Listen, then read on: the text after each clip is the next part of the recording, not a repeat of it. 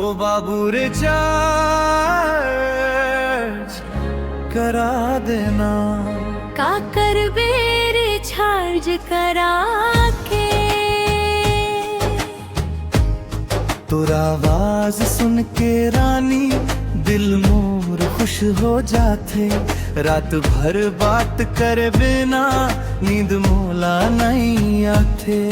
कै घलो न बाबू मोर दिन भर याद आथस। ऑनलाइन आवत देख चेहरा मोर मुस्काते।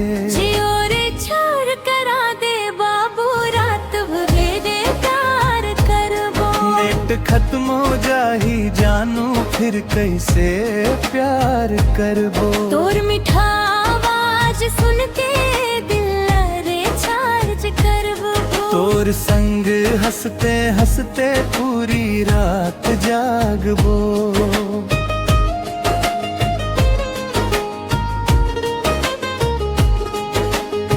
स्टेटस में तोर फोटो देख के दिल मोर धड़कन।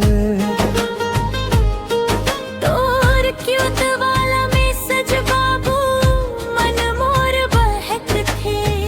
गर्मी हो चाहे बरखा तोर संग रही वो। नेट फुट रहे या ना रहे तोर प्यार नहीं छोड़बो। रिचार्ज करा दे बाबू तोर संग बात करबो। वीडियो कॉल में सजना रात भर प्यार भरबो। तोर मोर जोड़ी जानू सब लेता लागे।